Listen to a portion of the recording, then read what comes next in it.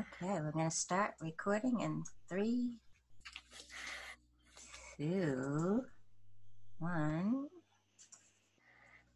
Now, hello, Michael. Today you're going to be speaking about the reformer. Yes, I am, Pammy. We're talking about the Type 1, and if you'll see this first slide with Nelson Mandela on it, Nelson Mandela is considered one of the, in a sense, one of the finest expressions of the Type 1, called the rational idealistic type. And when one is healthy, their passion is to be in the highest service to an ideal or to humanity in general. There's a sense that Type 1s, when they're born, have a sort of innate sense that they've come here to serve a strong purpose, and so that they really, as they develop a deeper sense of presence and health, really dedicate their life and their being to the service of an ideal that moves their heart. And certainly some of the qualities that Nelson Mandela expressed was this kind of enduring passion to help humanity to come into a place of treating other people with equality and compassion and care, and to really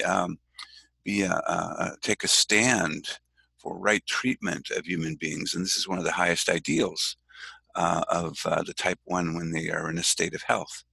So let's move to the next slide.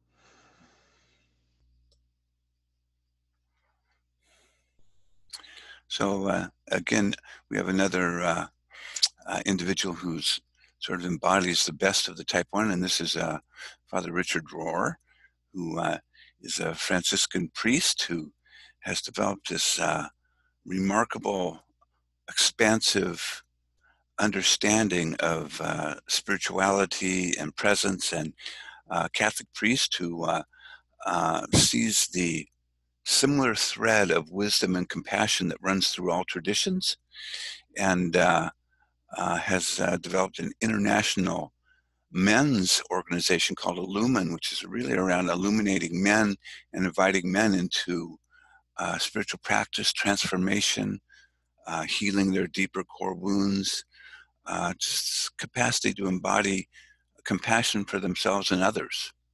Beautiful man. And let's go to the next slide. And then we have this fireball Senator Elizabeth Warren. And one of the things that, that she embodies is this, you could call it ruthless honesty about getting to the core of what is the truth and taking a stand for speaking out regardless of how it affects her safety. She's kind of like David standing before Goliath. She is fearless in being open-hearted and telling the truth about what she's discovered and showing her evidence for it. It isn't about developing a sort of bias towards her opinion, but everything that she supports, she brings evidence for. And this is what the Type 1 does. They're very real. They don't hide anything. They show you the whole situation, and they call forth a witnessing of what is real and true here, and are we going to make a stand for that truth or not? And how does it affect humanity? Because ultimately, the Type 1 is really about creating an even ground for all human beings to stand, no one above, no one below. So let's go to the next slide. Again, this is Nelson Mandela. We can just keep moving forward here with another one. And then this is Meryl Streep, and another beautiful Type 1. And one of the movies where she plays a Type 1, and she is a Type 1, is a movie called The Iron Lady. So if you go to the next slide, you'll see, this is Mandela, excuse me, a great documentary story about him. If you want to get a flavor for the richness and healthiness of the Type 1, I invite you to watch this. Then the next slide, we've got Meryl Streep in Iron Lady, another exemplar movie of how the Type 1 operate. So, if you want to get a sense of the types, it's often great to watch some of the movies that have captured their essence. And then the next slide, this is sort of bottom line for the Type 1. Wrong is wrong, even if everyone is doing it. We know the Type 1 has a very strong internal set of standards and codes and follows it whether the crowd is watching or not. Right is right, even if no one's doing it. So it's just really kind of the hallmark of the core spirit of the one. And let's go to the next slide. And so we're entering what's called the instinctive center. And type 1 is one of 3 types, 8, 9, and 1, a body center type, gut type. And what we love about the type 1 is when they're present, they have this adherence to fairness, to creating an even ground, and to a quality of kindness. What we know about the type 1 is that when they're healthy, they are aware of just how hard everybody is trying to be good, trying to fulfill their life in a way that works for them. So there's in a sense a real mercy, because they're so aware of their flaws and their foibles and their inability to sort of match their idealistic paradigm that they have for themselves, and the suffering that ensues from not being able to, in a sense, walk their talk. We say that type 1s are often caught between noticing their ideal, what they wish themselves to be, and their actual state of being, and they notice the gap in between. And that gap in between, when I'm a healthy one, I have mercy for myself. I see that I'm human, that I'm doing the best I can, and that even when I bring all of my passion to this striving for my own idealism, I fall, I fail, I'm human. And when I'm healthy is when I have compassion for that. I feel the suffering of that. I feel the remorse that comes from it. And I also notice, that everyone else is doing their best. So there's this quality of, of being able to forgive not only themselves and others, a real humility around just how difficult it is to live up to idealistic standards. And at their best, always wanting to contribute to others in a very unselfish way. If they see that the needs of others really outweigh their own particular needs in the moment, they are really able to let go of that, not as a form of self-punishment, but just as a contribution to others, a sense of, right now the good of the whole is more important than my particular need. And type 1, when they're healthy, is able to sacrifice that. So there's a kind of a grounded wisdom that ones exude when they're healthy and when they're present. A sense of, common sense around really fundamentally what will work here. Head not up in the stars, even when they're connected with their idealism around self-improvement, etc. There's a grounded wisdom about how slow things take, the difficulty that ensues as a result of it.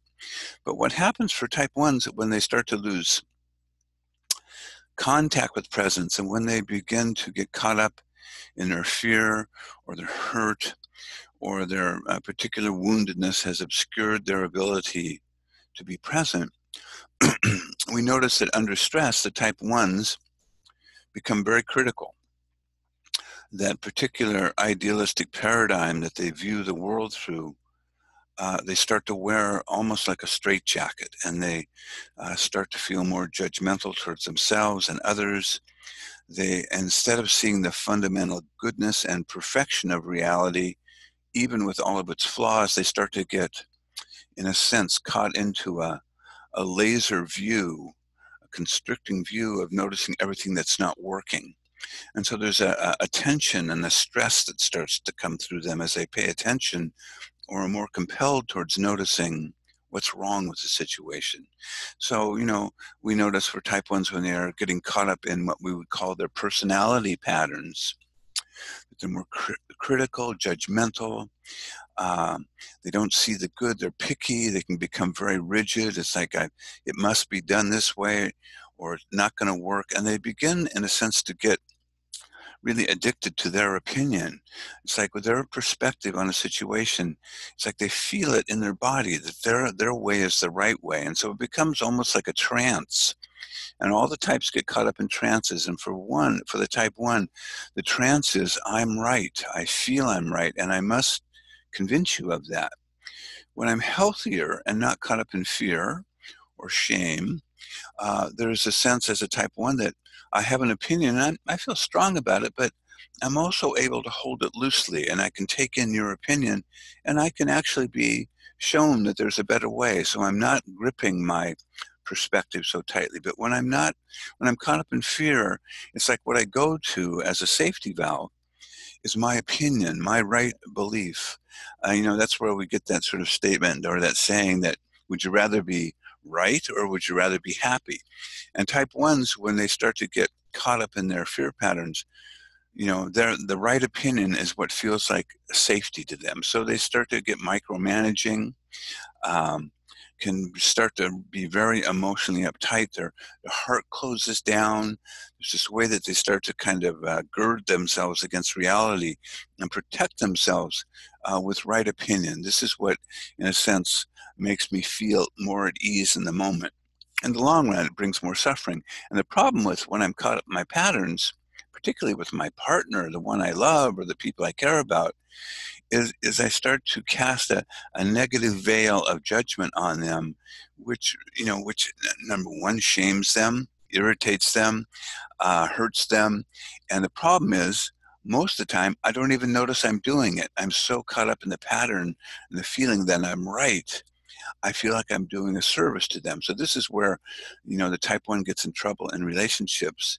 Family members will say, it just feels like I can't do anything right around them, or they notice so quickly when I do something wrong, and when I do something positive, their ability to celebrate it and to honor it is very small. It passes very quickly on to the next thing that they think I should improve upon. So let's move to the next slide.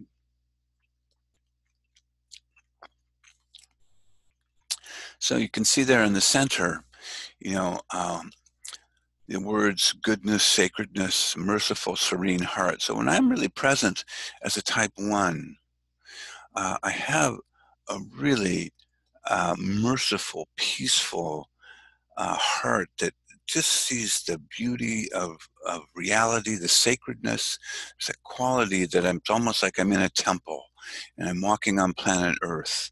And, there's a sense that I can feel underneath everything that manifests externally, kind of sacred dignity that radiates through everything, through people, places, and things. And it's this quality of deep humanity and understanding and feeling the fundamental goodness in human beings. And, healthy ones, what I love about them is, I've worked within the addiction field for many, many years. And a healthy type 1, counselor, when a client walks into, a place where I used to work for many years, Serenity House, which was a retreat center, halfway house for men who were homeless.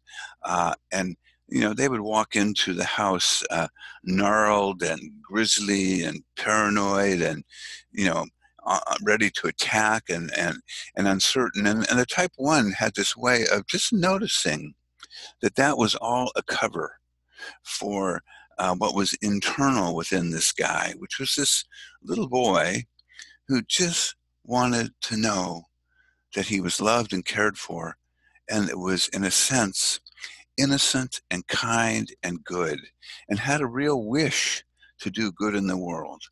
And the healthy 1, I can see through those patterns. I can see the fundamental goodness lying underneath the cover of defense for heartbreak. And that's one of the gorgeous beauties of the type 1. So as a type 1, when I'm a little one, I grow up in an environment where, like all of us, we have to, in a sense, develop a personality to survive. And we go through various woundings, and we go through different indoctrinations of our culture. And what happens is this innate goodness this capacity to sense the sacredness in life starts to get veiled by the necessary development of a personality. And when that personality, in a sense, covers essence, what happens for the type 1 is there is this fundamental shock that happens as when they're 2, 3, 4, and 5, where they feel a disconnection from their native goodness and a kind of loss of contact with spirit or the divine. And what comes up as a fear is this fear of being bad or corrupt or condemnable. And on some core level, there's this fear that that I'm innately bad. And so part of the personality pattern for the 1 is to try to be so good and to do things so perfectly that no one ever accuses them of being bad, ever finds fault with them. So they develop a strategy depending on how much they had to defend their heart to make sure it doesn't get hurt again through failure or through imperfection. And so the self-image for the type 1 is, what I try to be is I'm good, I'm right, I'm rational. I avoid being wrong at all costs. And I become very skillful at, in advance, making sure I've made, I perfected my structure, whatever I'm doing, whether it's, whether I'm a politician, whether I'm a office manager, whether I'm a teacher. There's this sense of striving to, to present something that is perfected, so that I avoid any kind of judgment. And that personality pattern is what makes it difficult sometimes for loved ones to reach in and connect. Because if I'm so busy as a type 1 trying to be the one that's good and making sure everything's in place, my heart, in a sense, gets smothered behind that. And it's almost like I don't have permission to come forward and just to be kind, to allow my heart to be touched. And this is one of the big challenges for the type 1 in relationship, is I'm so wired to the kind of hypnotism of my personality, type 1 personality, that there's a kind of a belief structure, an inner critic voice that says, you are supposed to be independent, take care of yourself. You shouldn't need the tenderness of other people. You're there to serve and improve yourself and others. And that inner critic voice of the type 1 can really sabotage that kind of gentle, kind heart that's available for the type 1, which, in the course of their own life, type 1s will have to, like all the types, do inner work to start to loosen that particular personality structure. So let's go to the next slide. Yeah, so as a type 1, what happens when I lose contact with this innate goodness? I develop the sense that I am the one who is responsible for fixing things. So it's like the kind of trance compulsion for the type 1 is, if I see something wrong, I see that you're doing something wrong. First, I'm sincerely shocked that you would do something wrong.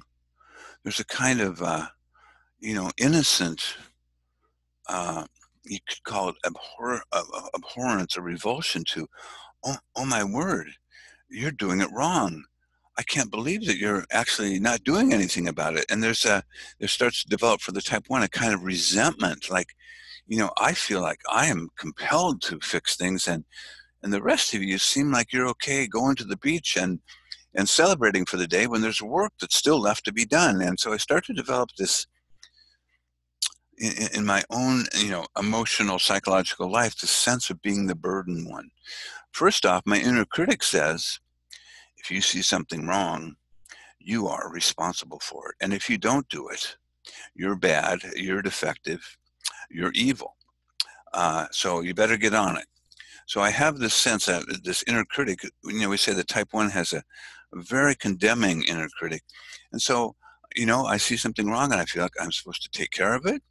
And then I start to feel like, I'm supposed to wake you up too. It's my responsibility to get you to start noticing your errors. And the tighter, the more grief-stricken I am, the more afraid I am, the more punitive my life has been in terms of experiences with loved ones, I become, in a sense, sort of the punisher of other people for not living up to the ideals that I feel are really the right ideals for people. So resentment starts to occur, and we have in the middle of that resentment the squeezed, grieving heart.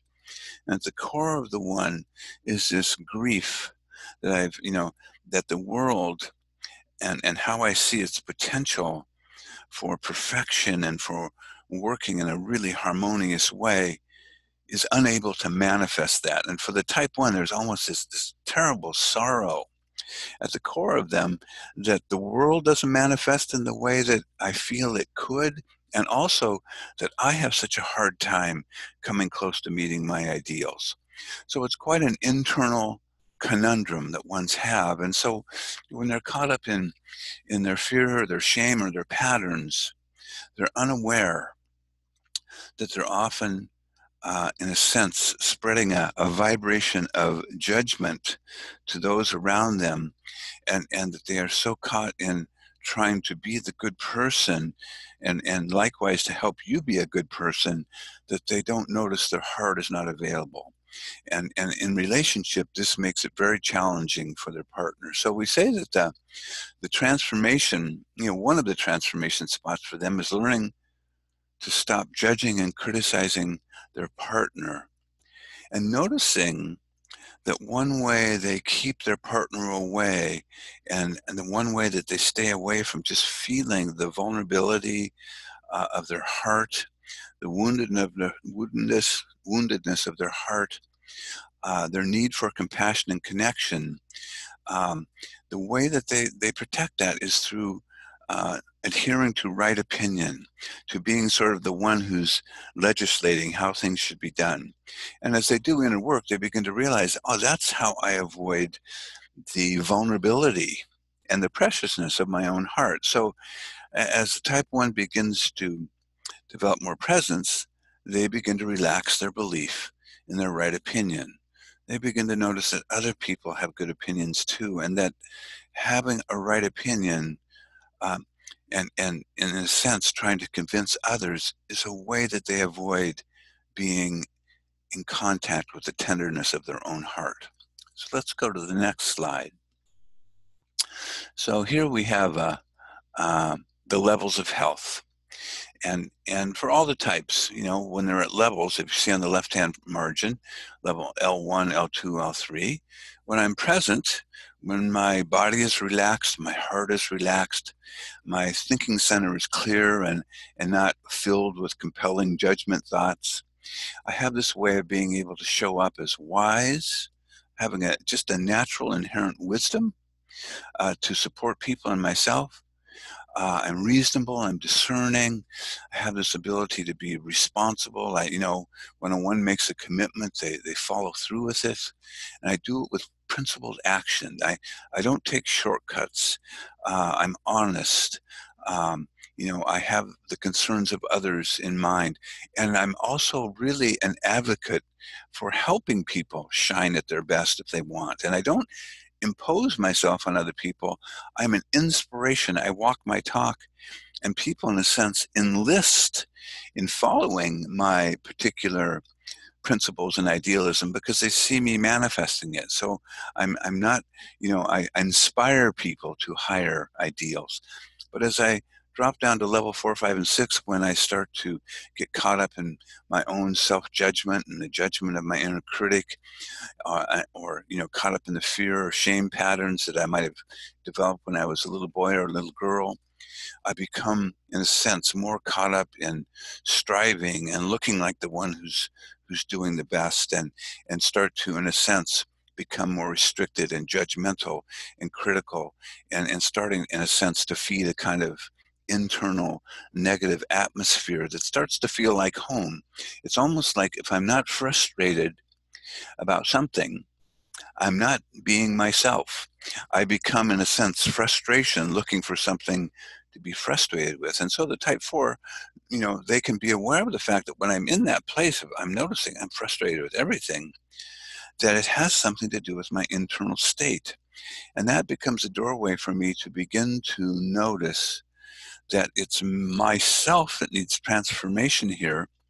Because when I look out of the window of my perception, I notice that nobody except maybe a very few sliver of people is doing what I think is right, I can be sure that I'm being caught up in in a sense, the illusion of my type. So as I become more caught up in fear, rigidity, self-control starts to come over. My body starts to feel like it's something I've got to guard against because it might suddenly break out into some spontaneous bad behavior. And as I drop down to level 5, often notice in type 1s that there is a kind of rigidity in their body, how they hold themselves. It can be kind of like a plank that's going around trying to get everybody else to get stiff like themselves and be concerned and worried. And level 6, critical and judgmental, becomes dominant. So what's interesting about level 4, 5, and 6, as I lose contact with that graceful, kind, merciful heart that is my inheritance as a type 1, and I start to take on these behaviors at level 4, 5, and 6, the truth of the matter is, because my lens on reality, my camera lens, has gotten narrow and smaller and is looking through this focus of perfection, I actually can't observe myself and the emotional atmosphere that I'm creating. I don't see it. And now everybody else is noticing and going, boy, look at Tom. He is so rigid. Oh, my word. What a pain in the neck. But the truth is, poor Tom, in his psychological, psychic world, is just trying to do good. He's just trying to help. And so he actually imagines himself at level 1, 2, and 3 doing an awesome job and just trying to help other people.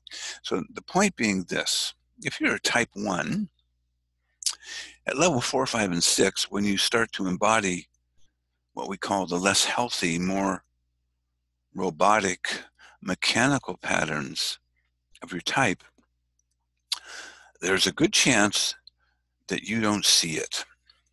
And so this is where, the saying that doing, spiritual transformation work alone isn't difficult, it's impossible, which comes from Mr. Gurdjieff. The point being is that I need my partner, my loved ones, to be a part of kindly and gracefully pointing out, oh, you're doing that thing. I'm just feeling judged so deeply by your tone of voice, by your look, by the way you're holding your body, by the words you're saying. I feel so shamed.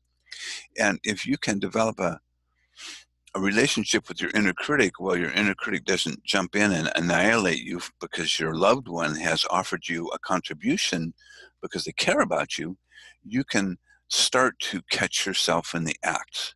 Start to be conscious of your tone of voice, how you hold your body when you're caught up in this wave of judgment and frustration with everyone around you. So we say resentment, the passion, the emotional habit of the type, is continual frustration and dissatisfaction with ourselves and the world. Addiction to frustration.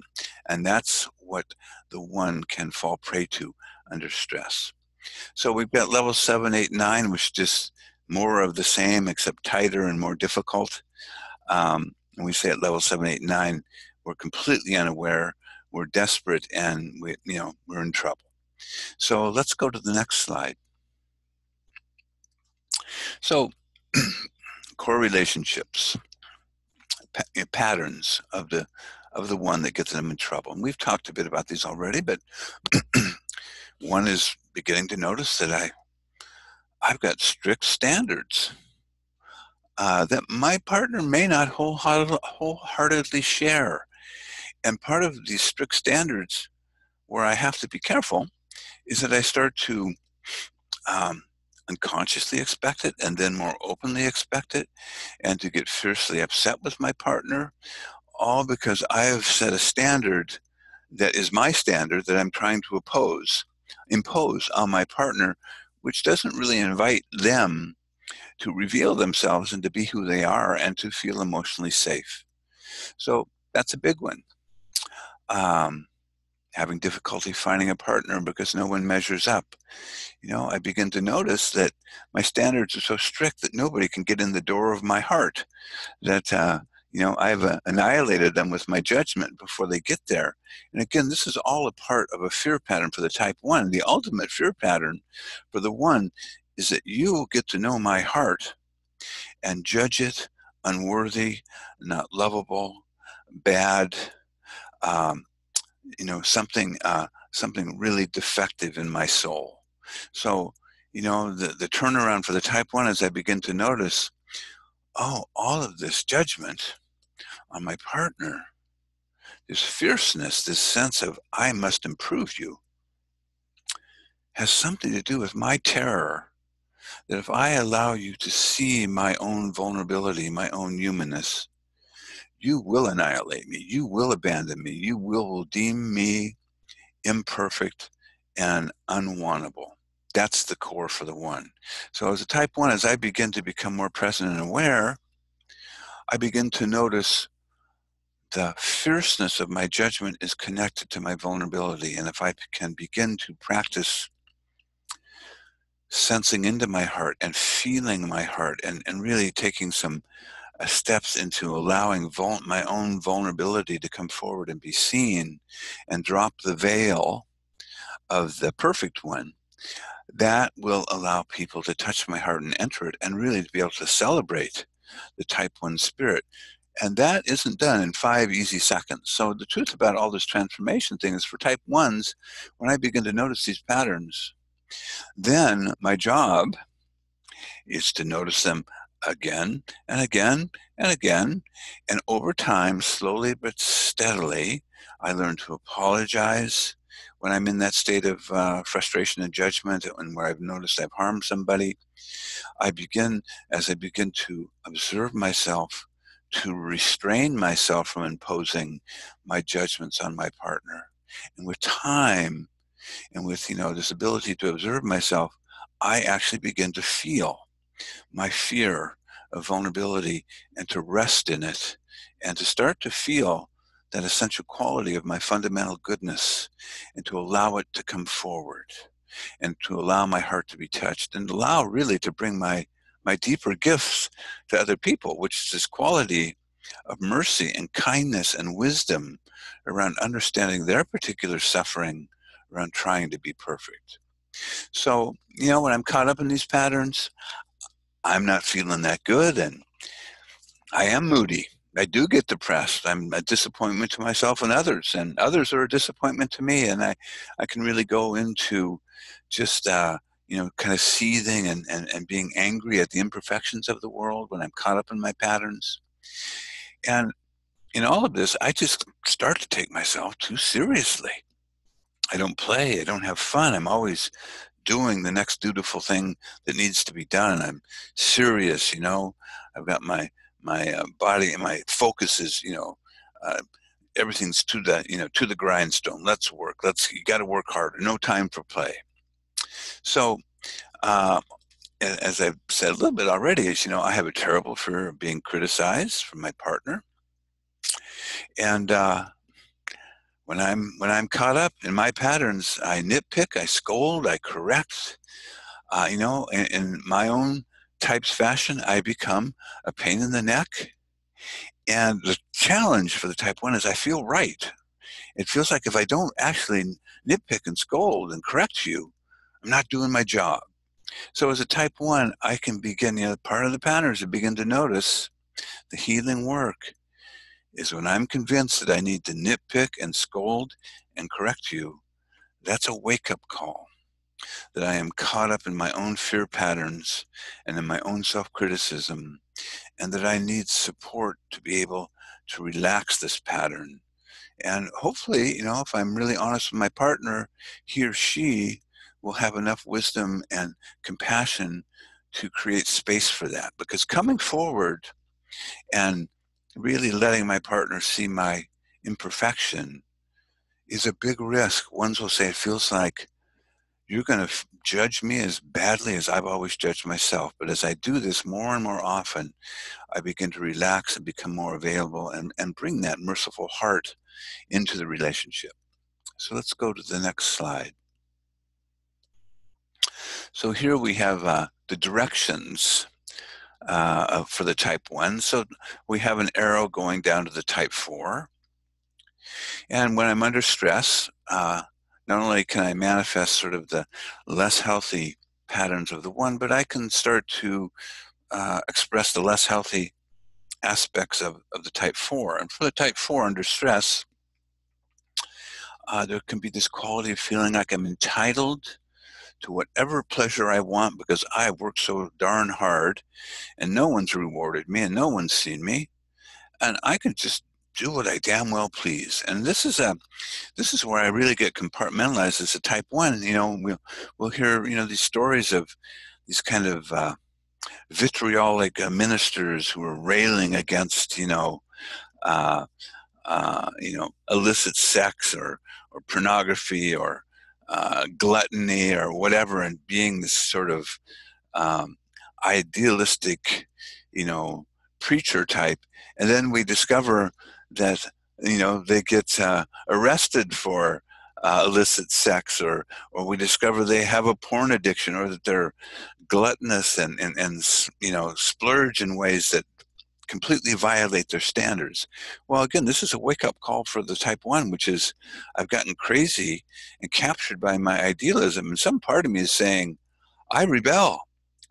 This is not good for me. And the difficult thing is that in that rebellion, I often can take on, unhealthy manifestations of things that if I was more reasonable and kind to myself, I would find a healthy way of satisfying my fundamental needs. So that's, again, it's like a wake-up call for the type 1. And then the arrow to 7, we call it the arrow of growth.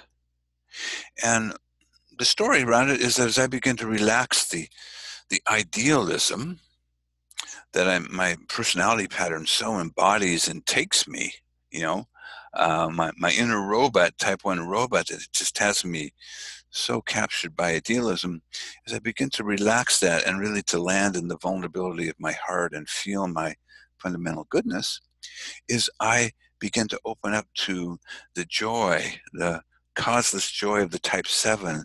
I develop this ability to start to experience playfulness, spontaneity, seeing all the awesome and wonderful experiences I can have in the world, and to begin to get curious about, oh, there's travel, there's books, there's all these interesting people.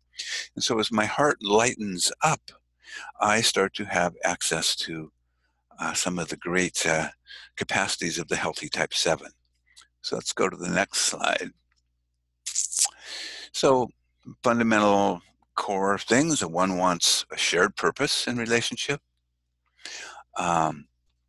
These are things that they really value in their partner, which is someone who honors equality and fairness and integrity, being honest, being true to your word, having, in a sense, your own particular values that you care about. These are things that the type 1 really likes. And, we've said this quite often, what gets in the way is insisting on being right at the expense of their connection with another. So when I'm in a bind and I need to feel more self-assured, I can manipulate others by correcting them and by playing on their sense of guilt and inadequacy. I guilt people into doing what I think they should do. I make them feel like they're bad people if they don't do this. And, again, this is a wake-up call for me as a type 1. Let's go to the next step. So how do you help the 1? Letting them know, hey, I feel judged by you when you do this. I experience shame and hurt when you criticize me over every detail. Just reflecting in a clear and grounded way when the type 1's patterns are landing on you in a way that really push you away, that really demean you. And again, remembering that the type 1, when they're doing this, they're scared. On a core level, they're feeling bad. They're feeling like they are the evil one. So if you can remember that and have some space in your heart for that, and understand that this isn't personal, this is their pattern taking over, it can be easier to, come forward and say, hey, I love you and I care about you, but gosh, your tone of voice, the way you're speaking to me is just really breaking my heart. And so what can we do about that right now? And so just an idea about how you might enter into this. So let's go to the next slide.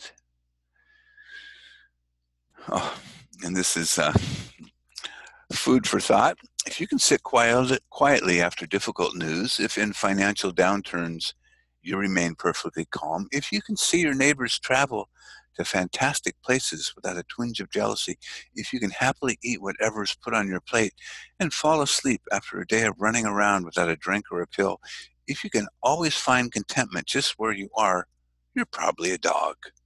This is from Jack Kornfield, a wonderful Buddhist teacher. And let's go to the next slide. Or we might be finished.